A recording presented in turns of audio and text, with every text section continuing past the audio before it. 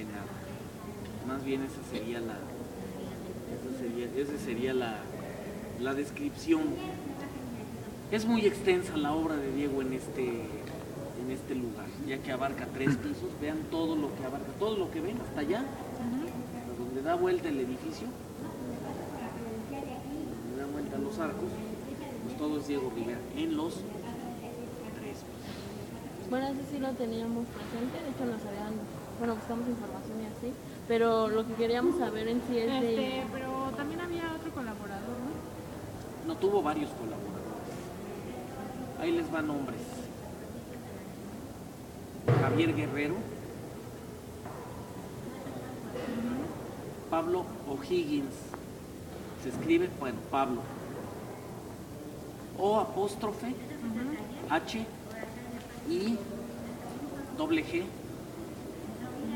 INS, Higgins, era americano él. De los pocos americanos que querían mucho a México y además pues, meterse al Partido Comunista Mexicano. Es decir, realmente el militar en el comunismo en ese tiempo pues era realmente pues porque se pensaba que plantear lo que se iba a hacer a todos iguales. Desafortunadamente en la práctica en los países que lo llevaron a cabo como Cuba y Rusia pues fue un desastre, ha sido un desastre. La teoría es muy buena, las intenciones son muy buenas, desgraciadamente la puesta en práctica pues ha demostrado muchas fallas en ese sistema, ¿sí?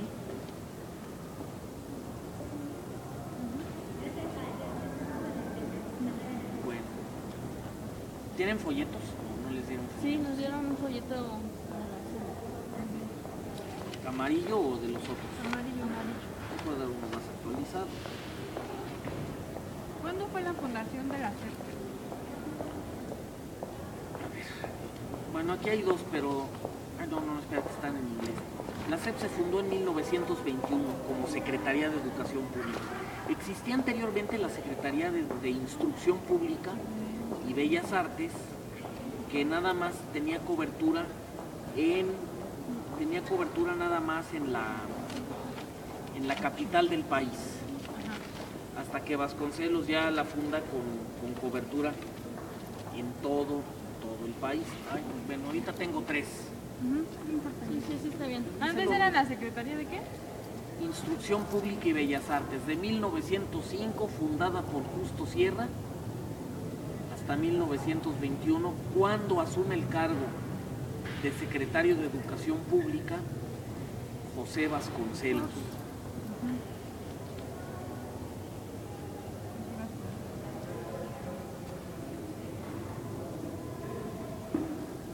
Que él también le tocó ser secretario de Instrucción Pública y Bellas Artes durante la época revolucionaria, pero se tuvo que ir, se tuvo que exiliar del país a raíz del... Pues, no tengo idea por qué, pero estuvo ausente del país y ya regresó después, y ya vino a fundar la Secretaría de Educación Pública. ¿Y este recinto antes de ser la Secretaría de Educación Pública qué fue? Fue el convento de Santa María de la Encarnación del Divino Verbo. De Santa María. De la Encarnación. Del Divino Verbo.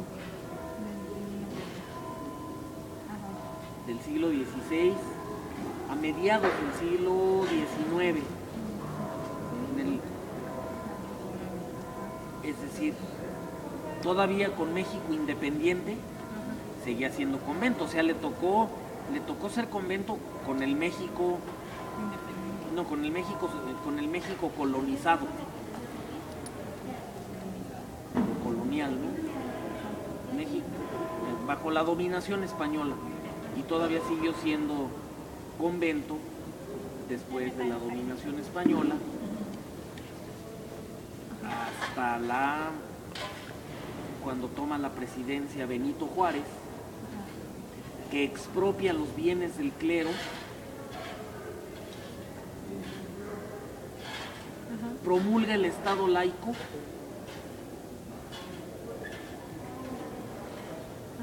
sea, un Estado que no, separación Estado-religión, ¿sí? O sea, es el Estado laico. De hecho, la educación en las escuelas oficiales es laica. En las escuelas particulares serán clases de religión, pero la educación oficial es laica.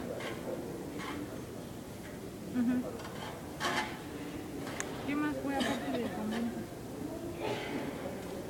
Bueno, ya después de esta expropiación se fundan varias escuelas de artes, secundarias, la normal estuvo en ese patio, sí, después del acordonamiento ese que ven ahí, pues el patio ese era el patio de la normal, pero viene un terremoto en 1911, se daña el edificio y la normal la reubican donde está ahora. ¿Sí saben dónde está ahora la escuela normal? Ahí sobre Avenida San Cosme. Ahí sobre San Cosme está la escuela normal para maestros. Era la normal básica, que luego era carrera técnica, pero ya le elevaron el nivel licenciatura, porque ahora es preparatoria y normal simultáneamente. Y está la normal superior, que ya es para los maestros que van a dar clase en secundaria, que ya se especializan en una materia. Estamos hablando de... Bueno, este lugar estuvo, pues no había acceso a ese lugar, lo tenían acordonado, hasta que en 1921 Vasconcelos funda la Secretaría de Educación Pública. Bueno, más bien la funda ante el Diario Oficial. Entonces es cuando empiezan a reparar este edificio, a reacondicionarlo para las instalaciones de la Secretaría. ¿Sí? Y es cuando el presidente Álvaro Obregón en 1922 viene a cortar el listón para inaugurarla. Y había muchísima gente, ¿eh? Dicen que había... Yo vi fotos. Obregón? Álvaro Obregón, el presidente Álvaro Obregón, sí. El presidente Obregón fue el que le dijo a Vasconcelos: tú te vas a encargar de la educación en México. Te voy a fundar la Secretaría de Educación Pública. Debe haberle presentado el proyecto y le dijo: bueno, tú te encargas de eso. De hecho, Vasconcelos nada más duró 3 años. Él duró solamente 3 años en el cargo de secretario de Educación Pública. Y luego... Y bueno, ya se declaró este edificio sede, y el resto del edificio, porque no crean que todos lo fueron, sino todo lo que sigue, si de esta puerta que está aquí hacia allá, se fueron incorporando a través de los años. El siguiente patio en los años 30 y el último en los años 50, que después también se fueron. Bueno, el edificio que tiene la entrada por Brasil fue el edificio de las aduanas. Ok, en las aduanas. Y el de en medio eran las casas intermedias donde vivían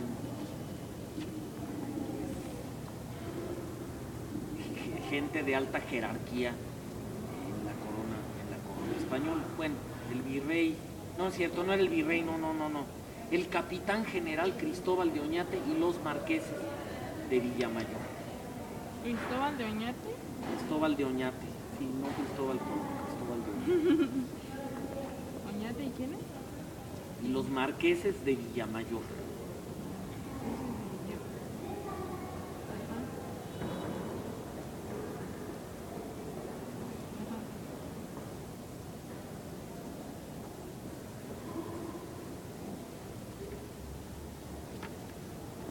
Bueno, ¿qué más sigue? Bueno, ya es que nos remontamos a la historia, ¿no? La aduana se fundó en los años 1700, y conservó un estilo barroco, de arquitectura barroca, que es un estilo austero, no crean que el barroco es el recargado ni sobreexpuesto con Es el más gárgoles. sencillo. Este es muy Conservador. austero, vamos a llamarle austero. ¿sí? Sí, el otro se llama churrigueresco, ¿no? De esas columnas que parecen charamuscas, parecen churros. Bueno, yo creo que los churros vienen de ahí. Yo creo que sí, de ahí viene el nombre de churros, de churrigueresco. Ah, mira, vamos a hacer churros, ¿no? Que saben muy sabrosos, sopeaditos con chocolate, ¿no?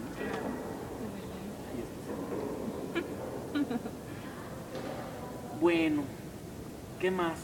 ¿Qué más? Se funda la Secretaría de Educación Pública en 1921, se inaugura el edificio en 1922.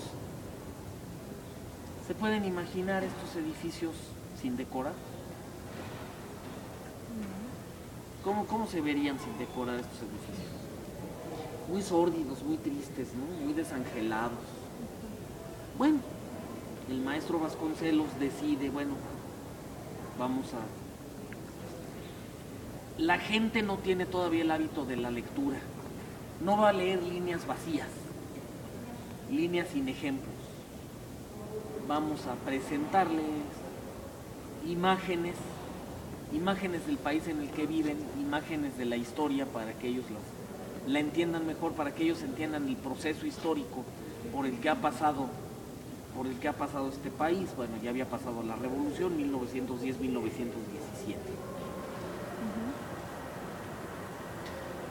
De hecho, Vasconcelos pues fue un producto de la Revolución Mexicana, un producto sobreviviente. ¿Cuánta gente murió? Sí, digo, gente importante, ya habían muerto Zapata, Carranza, Villa y Obregón. Ah, no, Obregón todavía no es cierto. Ese todavía estaba vivo, él murió en 1928, cuando se quiso reelegir para la presidencia. Ay, Madero también. De hecho, él había trabajado con Madero, Vasconcelos había trabajado con Madero.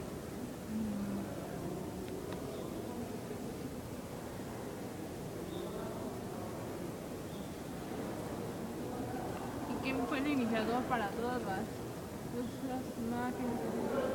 ¿El mismo Vasconcelos? Bueno, Vasconcelos dijo, vamos, necesitamos a alguien que nos decore estas paredes, pero ¿quién?